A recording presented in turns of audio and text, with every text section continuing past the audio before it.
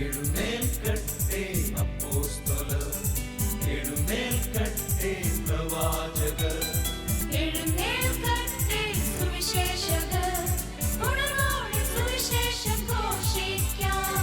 ഭാരതം ഉണരണം, യേശുവിൽ വളരണം, എന്നെ ഉപയോഗിക്കൂ നാഥാ, എന്നെ ഉപയോഗിക്കൂ നാഥാ.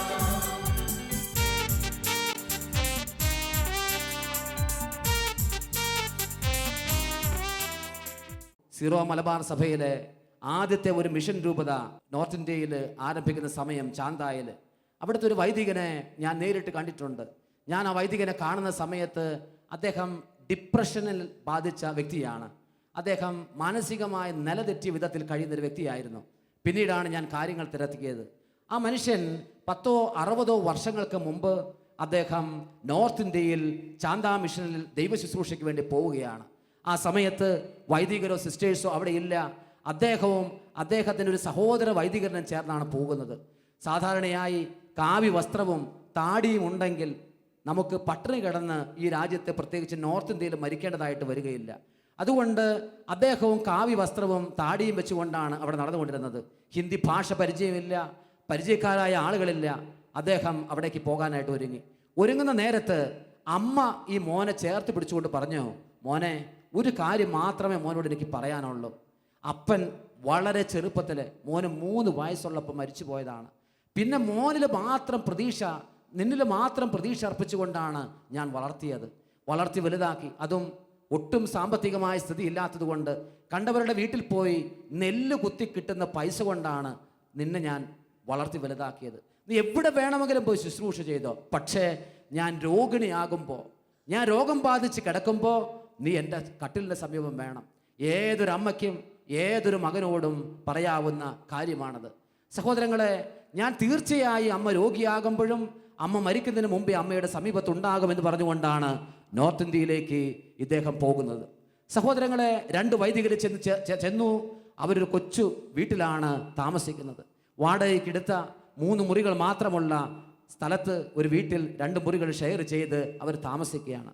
ഒരു ദിവസമായപ്പോൾ സഹോദര വൈദികനോട് ഈ വൈദികൻ പറഞ്ഞു, അച്ഛാ, നമ്മൾ ഇങ്ങനെ പോയിട്ട് കാര്യമില്ല, നമുക്കൊരു കുരിശുപള്ളി എവിടെയെങ്കിലും സ്ഥാപിക്കണം.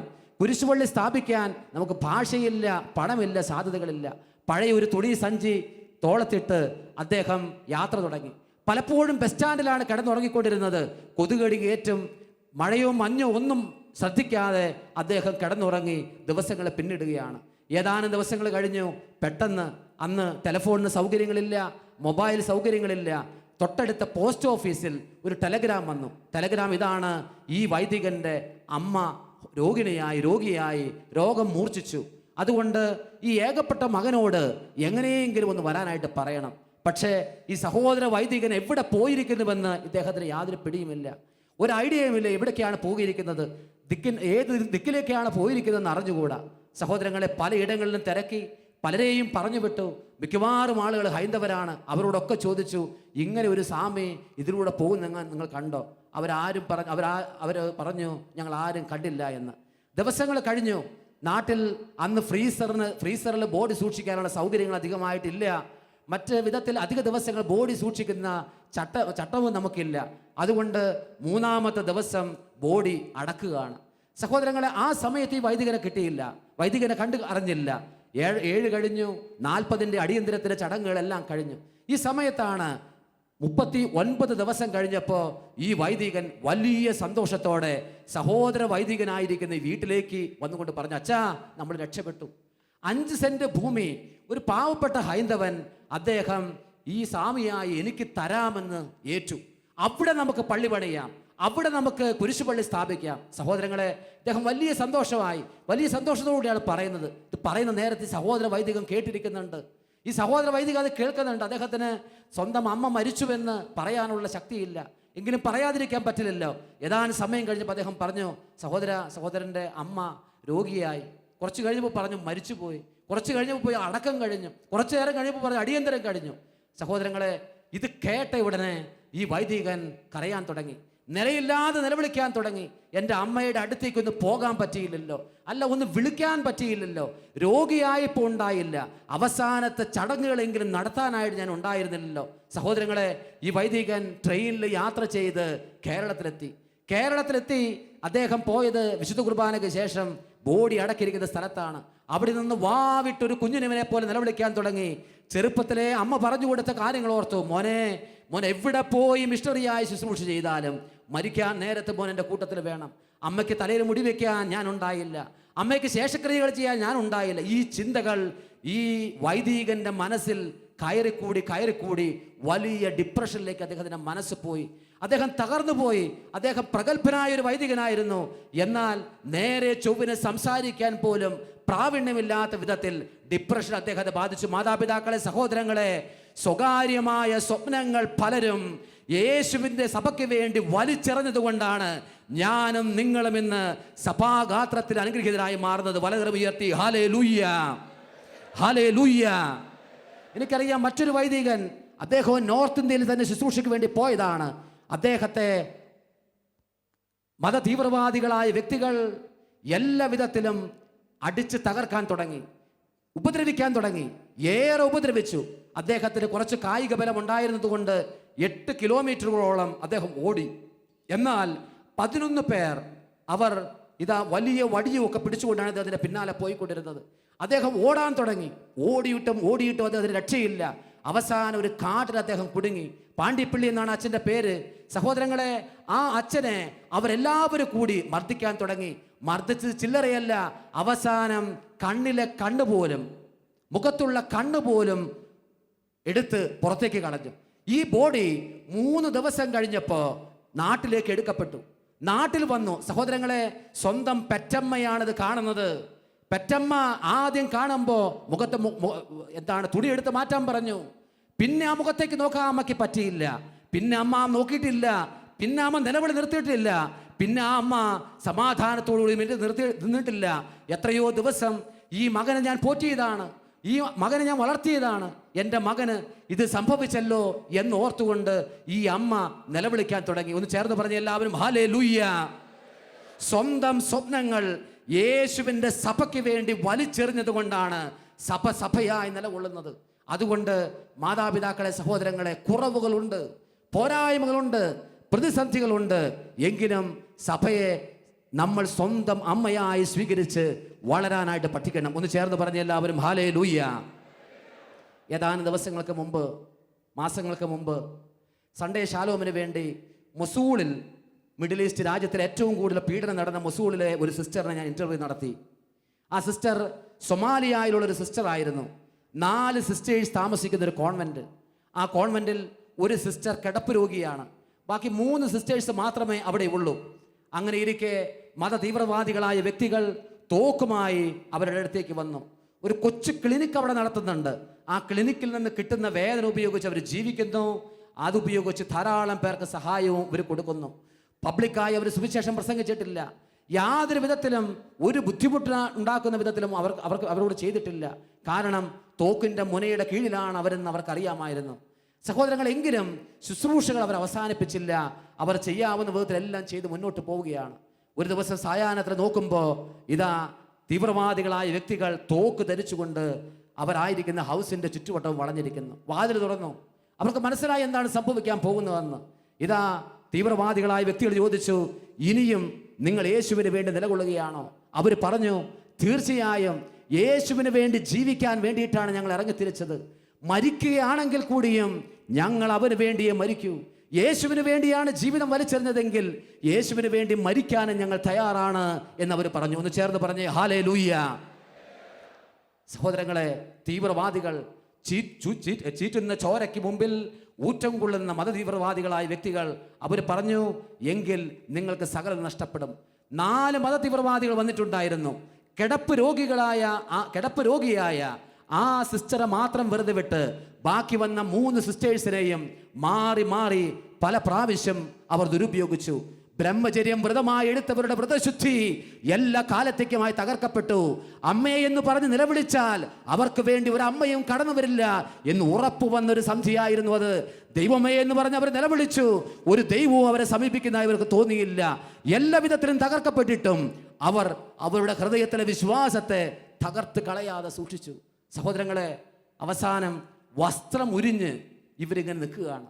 ആ നേരത്ത് കിടപ്പ് രോഗിയായ സിസ്റ്റർ, ഇച്ചിരി പ്രായം കൂടിയ സിസ്റ്ററാണ്. സിസ്റ്റർ പറഞ്ഞു, എൻ്റെ പാവപ്പെട്ട മക്കളെ, ഈ പിള്ളേരെ ഒന്നും ചെയ്യരുത്. കാരണം ആ സിസ്റ്റർ നോവിസ് മാസ്റ്റർ ആയിരുന്നു. അവർ ശുശ്രൂഷിച്ചിരിക്കുന്ന സിസ്റ്റർ പോലെ, അവരുടെ ട്രെയിനിങ് സ്വീകരിച്ച സിസ്റ്റർ പോലെ ആ കൂട്ടത്തിലുണ്ട്. എൻ്റെ മക്കളെ ഒന്ന് വെറുതെ വിടണം. നിങ്ങളെ ഉപദ്രവിക്കാൻ വേണ്ടിയിട്ടല്ലല്ലോ ഞങ്ങൾ വന്നത്. നിങ്ങൾക്ക് യാതൊരു വിഷമവും ഉണ്ടാക്കുന്നില്ലല്ലോ. സഹോദരങ്ങളെ, മതതീവ്രവാദികൾ വീണ്ടും അവരോട് ചോദിച്ചു, ഇനിയും നിങ്ങൾ വിശ്വസിക്കുകയാണോ? കാരണം ഇതിനിടയിൽ ഒരു സിസ്റ്ററുടെ കഴുത്തിൽ ഒരു കുരിശുമാല കിടക്കുന്നുണ്ടായിരുന്നു. ഇനിയും നിങ്ങൾ വിശ്വസിക്കുകയാണോ? ആ സിസ്റ്റർ ഈ കുരിശ് ചേർത്ത് പിടിച്ചുകൊണ്ടാണ് അവിടെ നിന്നിരുന്നത്. ആ കുരിശ് വലിച്ചു പറിച്ചു. ആ കുരിശ് നിലത്തിട്ട് ചവിട്ടാനായിട്ട് തുടങ്ങി. അവർ അതുകൊണ്ട് അവസാനിപ്പിച്ചില്ല. അവർ പറഞ്ഞു, നിങ്ങൾക്ക് വേണ്ടി വലിയൊരു സമ്മാനം ഞങ്ങൾ കരുതി വെച്ചിട്ടുണ്ട്. എന്താണ് സമ്മാനം എന്ന് അറിയാവോ? അങ്ങ് അകലെ 2 മൈൽ യാത്ര ചെയ്ത് കഴിഞ്ഞാൽ 3 കുരിശുകൾ ഒരു മലയിൽ നാട്ടിയിട്ടുണ്ട്. ആ 3 കുരിശിൽ കൊണ്ടുപോയി ഈ സിസ്റ്റേഴ്സിനെ കുരിശിൽ തറയ്ക്കണമെന്നുള്ളതാണ് ഇവരുടെ വിധി. അങ്ങനെ നഗ്നരായി ഇവരെ 3 പേരെയും വഴിയിലൂടെ കൊണ്ടുപോവുകയാണ്. ആരും തിരിഞ്ഞു നോക്കുന്നില്ല. എല്ലാവർക്കും ഭയമാണ്. ലോകത്തിൽ ഒരു ഭയത്തിൻ്റെ ഒരു മതമുണ്ട്. ലോകത്തിൽ തീവ്രവാദം കൊണ്ട് ലോകത്തെ തകർക്കാൻ വന്നൊരു സമൂഹമുണ്ട്. അത്തരം സമൂഹങ്ങൾ ഉച്ചാടനം ചെയ്യപ്പെടാൻ വേണ്ടി വിശ്വാസി സമൂഹം കർത്താവിൻ്റെ മുമ്പിൽ നിലവിളിക്കണം. ചേർന്ന് പറഞ്ഞേ ഹല്ലേലൂയ. സഹോദരങ്ങളെ, തോക്കുധാരികളായി ഇവർ മുന്നോട്ട് പോകുന്ന നേരത്ത് പാവപ്പെട്ട അനുഗ്രഹീതരായ ഏതാനും പർദ്ദ ധരിച്ച മുസ്ലിം സ്ത്രീകൾ ആ വഴിയിലൂടെ വരുന്നു. അവർ ചോദിച്ചു, നിങ്ങൾ ഇവരെവിടെ കൊണ്ടുപോകുന്നു? അപ്പം പറഞ്ഞു, ഞങ്ങൾ ഇവരെ അങ്ങ് കുരിശിൽ തറയ്ക്കാൻ വേണ്ടി പോവുകയാണ്. ഇവർക്ക് വേണ്ടി യേശു മരിച്ചെന്നാണ് പറയണത്. ഇവരുടെ യേശു ഉത്ഥാനം ചെയ്തു എന്നാണ് പറയുന്നത്. ഇവരുടെ യേശു ഇവരെ രക്ഷിക്കുമെന്നാണ് പറയുന്നത്. അതേ കുരിശിൽ കൊണ്ടുപോയി ഇവരെ ഞങ്ങൾക്ക് തറച്ചു കൊല്ലണം. സഹോദരങ്ങളെ, ഈ തീരുമാനം എടുത്തു എന്ന് പങ്കുവെച്ച് കഴിഞ്ഞപ്പോൾ പർദ്ദ ധരിച്ച ആ സ്ത്രീകൾ പറഞ്ഞു, ഒരടി മുന്നോട്ട് വെക്കാൻ ഞങ്ങൾ അനുവദിക്കില്ല. കാരണം ഞങ്ങളുടെ പേര് നോക്കാനും ഞങ്ങളുടെ കുഞ്ഞുങ്ങൾക്ക് എന്തെങ്കിലും രോഗമുണ്ടാകുമോ നോക്കാനും നിങ്ങൾ ആരും വന്നിട്ടില്ല. അത് ഈ പാവപ്പെട്ട കന്യാസ്ത്രീകളെ ഉണ്ടായിട്ടുള്ളൂ. അതുകൊണ്ട് ഒരടി മുന്നോട്ട് വെക്കാൻ ഞങ്ങൾ നിങ്ങളെ അനുവദിക്കില്ലെന്ന് പറഞ്ഞു. സഹോദരങ്ങളെ, അപ്പോൾ അവർ ഇങ്ങനെയാണ് മറുപടി പറഞ്ഞത്, നിങ്ങളെ കൊന്നിട്ടായിരുന്നാലും ഞങ്ങൾ ഇവരെ കൊന്നുകളയും. ആ സമയത്താണ് വാങ്ക് മുഴങ്ങുന്നത്. തീവ്രവാദിയാണെങ്കിലും വാങ്ക് മുഴങ്ങിയാൽ നിസ്കരിച്ച് മതിയാകൂ. തോക്ക് താഴെ വെച്ച്, മറ്റായുധങ്ങൾ താഴെ വെച്ച് അവർ നിസ്കരിക്കുന്ന സമയത്ത് ഈ പാവപ്പെട്ട പർദ്ദ ധരിച്ച സ്ത്രീകൾ അവരെ കൊണ്ടുപോയി സ്വന്തം മുറികളിലേക്ക്, വീടുകളിലേക്ക് കൊണ്ടുപോയി വസ്ത്രങ്ങൾ കൊടുത്തു, ഭക്ഷണം കൊടുത്തു. ശരീരത്തിലുണ്ടായ മുറിവുകൾ അവരെല്ലാം വെച്ച് കെട്ടി ക്ഷമ പറഞ്ഞു. അവർ സ്വന്തം സ്ഥലത്തേക്ക് 3-4 ദിവസം കഴിഞ്ഞപ്പോൾ പറഞ്ഞു വിട്ടു. അതിൽ സൊമാലിയയിൽ നിന്നൊരു സിസ്റ്റർ ഉണ്ടായിരുന്നു. ആ സിസ്റ്ററെയാണ് സൺഡേ ഷാലോമിന് വേണ്ടി ഇൻ്റർവ്യൂ നടത്തിയത്. ഞാൻ ആ സിസ്റ്ററോട് ചോദിച്ചു ടെലിഫോണിലൂടെ, സിസ്റ്ററെ, ഇനി ഒരവസരം കിട്ടിയാൽ വീണ്ടും അങ്ങോട്ടാണോ പോകുന്നത്? സിസ്റ്റർ പറഞ്ഞു, 3 മാസം കഴിയുമ്പോൾ വീണ്ടും ഞങ്ങൾ അവിടേക്ക് പോകാൻ തീരുമാനിച്ചിരിക്കുകയാണ്. കാരണം അവിടെ ഒരുപാട് ശുശ്രൂഷ ആവശ്യമുള്ള മുസ്ലിം സഹോദരങ്ങളുണ്ട്, ക്രിസ്ത്യാനി സഹോദരങ്ങളുണ്ട്. നമ്മൾ അവരെ പോയി ശുശ്രൂഷിച്ചില്ലെങ്കിൽ ആര് ശുശ്രൂഷിക്കും? ഞാൻ ചോദിച്ചു, സിസ്റ്ററെ, ഇത്രയധികം പീഡനങ്ങൾ ഉണ്ടായിട്ട്, ഇത്രയധികം വിഷമങ്ങൾ ഉണ്ടായിട്ട് ഇനിയും അതേ സ്ഥലത്ത് തന്നെ പോയി ശുശ്രൂഷ ചെയ്യാൻ പോവുകയാണോ? നിങ്ങൾക്ക് എന്ത് പ്രൊട്ടക്ഷനാണുള്ളത്? ആര് നിങ്ങളെ കാക്കും? ആര് നിങ്ങളെ സംരക്ഷിക്കും? ആ സിസ്റ്റർ പറഞ്ഞ മറുപടിയാണ്, അച്ഛാ, നിങ്ങൾക്കറിയാവോ, ഏതാനും വർഷങ്ങൾക്ക് മുമ്പ് ആഫ്രിക്കൻ രാജ്യങ്ങളിൽ ഇതാ വലിയ ഒരു 2 ഗോത്രവർഗ്ഗക്കാർ തമ്മിൽ യുദ്ധമുണ്ടായപ്പോൾ ഒരുപാട് പേര് മരിച്ചു. ഞങ്ങളുടെ പ്രിയപ്പെട്ടവരെല്ലാവരും മരിച്ചു. ശേഷിച്ച 2 പെൺതരികളുണ്ടായി. അതിലൊരു പെൺതരിയാണ് ഞാൻ ഇന്ന് സിസ്റ്ററായിട്ട് മാറിയിരിക്കുന്നത്. വേറൊരു പെൺതരി, എൻ്റെ സഹോദരി, അവൾ ഇന്ന കോൺവെന്റിൽ വർക്ക് ചെയ്യുന്നു. ഞങ്ങൾ ആർക്കു വേണ്ടി ജീവിക്കണം? ശേഷിക്കുന്ന ജീവിതം യേശുവിന് വേണ്ടിയും അവൻ്റെ സഭയ്ക്ക് വേണ്ടിയുമല്ലാതെ മറ്റാർക്കു വേണ്ടി ജീവിക്കണം? കരമുയർത്തുന്നു പറഞ്ഞേ ഹല്ലേലൂയ, ഹല്ലേലൂയ. മാതാപിതാക്കളെ, സഹോദരങ്ങളെ, സ്വന്തം ആഗ്രഹങ്ങളും ഇഷ്ടങ്ങളും സ്വന്തം സ്വപ്നങ്ങളും താല്പര്യങ്ങളും കർത്താവിൻ്റെ സഭയ്ക്ക് വേണ്ടി ബലിയർപ്പിച്ചിരിക്കുന്ന വ്യക്തികൾ വിശ്വാസ സമൂഹത്തിൽ ഉള്ളത് കൊണ്ടാണ് സഭ ഇന്നും നിലകൊള്ളുന്നത്. അതുകൊണ്ട് തന്നെ നരകത്തിൻ്റെ ശക്തികൾ എപ്പോഴും യുദ്ധം ചെയ്യുന്നത് കത്തോലിക്ക തിരുസഭയ്ക്കാണ് എതിരായിട്ടാണ്. കത്തോലിക്ക തിരുസഭയ്ക്കെതിരായിട്ടാണ്. നിങ്ങൾക്കറിയുമോ, 33,000 ഡിനോമിനേഷൻസ് ഉണ്ട് ഈ ലോകത്ത്. 33,000 സഭാ വിഭാഗങ്ങൾ. എന്നാൽ ഒരു സഭാ വിഭാഗത്തിനുമെതിരെയും ഇത്രയധികം യുദ്ധം ഒരു മാധ്യമവും ഇറക്കില്ല, ആരും കൊണ്ടുവരില്ല. എന്താണ് അതിൻ്റെ കാരണം? എല്ലാ കാലത്തും ധാർമ്മികതയ്ക്ക് വേണ്ടി നിലകൊള്ളുന്നത്, എല്ലാ കാലത്തും ധാർമ്മികതയുടെ ശബ്ദമായി മാറുന്നത് പരിശുദ്ധമായ കത്തോലിക്ക സഭയാണ്. ഒരു കരമുയർത്തി പറഞ്ഞേ ഹല്ലേലൂയ. ഞാൻ അപ്പസ്തോലിക സഭകളെയും ചേർത്ത് വെച്ചുകൊണ്ട് കത്തോലിക്ക സഭ എന്ന് പറയുമ്പോൾ പറയുന്നു, അപ്പസ്തോലിക സഭകളല്ലാതെ ഇത്തരം കാര്യങ്ങൾക്ക് വേണ്ടി ശബ്ദിക്കാൻ ആരും നിലകൊണ്ടിട്ടില്ല. അതുകൊണ്ട് തന്നെയാണ് എല്ലാ പിശാചിൻ്റെ ദൂതന്മാരും യുദ്ധം ചെയ്യുന്നത് കത്തോലിക്ക സഭയ്ക്കെതിരായിട്ടാണ്. നിങ്ങൾ പത്രം വായിക്കുന്നവർക്കറിയാം, ഇതുകൊണ്ട് ഈ റീസെൻ്റായി ഉണ്ടായ ഒരു സംഭവം, അത് ഞാൻ നേരത്തെ സൂചിപ്പിച്ചു. ഏറ്റവും കൂടുതൽ പെർസെൻറ്റേജ് കാത്തലിക്സ് താമസിക്കുന്ന രാജ്യം എന്ന് പറയുന്നത് ലോകത്ത് അയർലൻഡാണ്. ഈ അയർലൻഡിൽ തന്നെ ആദ്യം തന്നെ പോയി പിശാച് ചെയ്ത പരിപാടി ഇങ്ങനെയാണ്. ആ രാജ്യത്ത് ഒരു പോളിംഗ് സംവിധാനത്തിലൂടെ, ഒരു ഇലക്ഷനിലൂടെ ആണും കല്യാണം കഴിക്കാം എന്ന നിയമം പാസ്സാക്കിയെടുക്കാൻ അവർക്ക് കഴിഞ്ഞു. നിങ്ങൾക്കറിയാവോ, ഓരോ ഞായറാഴ്ചയും 1 മില്യൺ ആളുകൾ പള്ളിയിൽ പോകുന്നുണ്ട് എന്ന് പറഞ്ഞാൽ 10 ലക്ഷം ആളുകൾ പള്ളിയിൽ പോകുന്നുണ്ട്. ഈ 1 മില്യൺ ആളുകൾ അന്ന് പോളിംഗ് ബൂത്തിൽ പോയ സമയത്ത് സഭയുടെ ശബ്ദത്തിന് വേണ്ടി, സഭയ്ക്ക് വേണ്ടി വോട്ട് ചെയ്തിരുന്നെങ്കിൽ, എന്ന് പറഞ്ഞാൽ ഗേ മാരേജിന് എതിരെ വോട്ട് ചെയ്തിരുന്നെങ്കിൽ ഒരിക്കലും ആ നിയമം അവിടെ പാസ്സാകുമായിരുന്നില്ല. ഞാൻ ഓർക്കാറുണ്ട്, എന്തുകൊണ്ട് പിശാച് ആ രാജ്യത്തേക്ക് ആദ്യം പോയി, എന്തുകൊണ്ട് കേരളത്തിലേക്കോ ഇന്ത്യയിലെ മറ്റ് സംസ്ഥാനങ്ങളിലേക്കോ മറ്റ് രാജ്യങ്ങളിലേക്കോ പോയില്ല? പിശാചിന് കൃത്യമായി അറിയാം, കാത്തലിക് രാജ്യത്ത് ആദ്യം കൊണ്ടുപോയി നശിപ്പിച്ചാൽ സഭയുടെ ഒരു വലിയ ശക്തി കേന്ദ്രമാണ്. അയർലൻഡിൽ നിന്നുള്ള മിഷണറിമാർ ഈ അടുത്ത കാലത്ത് വരെ കേരളത്തിൽ പോലും വർക്ക് ചെയ്തിട്ടുണ്ട് സഹോദരങ്ങളെ. അതുകൊണ്ട് ഫെയ്ത്ത് ഓഫ് ഐറിഷ് എന്ന് പറയുന്നത് ആഗോള കത്തോലിക്ക തിരുസഭയിൽ വളരെ പോപ്പുലറാണ്. ഒരുപാട് മിഷണറിമാർ അയച്ചിരിക്കുന്ന രാജ്യമാണത്. ആ രാജ്യത്ത് തന്നെ കൊണ്ടുപോയി ആദ്യം പിശാചിന്റെ ദൂതന്മാർ പോളിംഗ് ബൂത്തിൽ പോയി വിശ്വാസികളെ കൊണ്ട് വോട്ടെടുപ്പിച്ച് വിജയിപ്പിക്കാൻ ഇടകൊടുത്തു.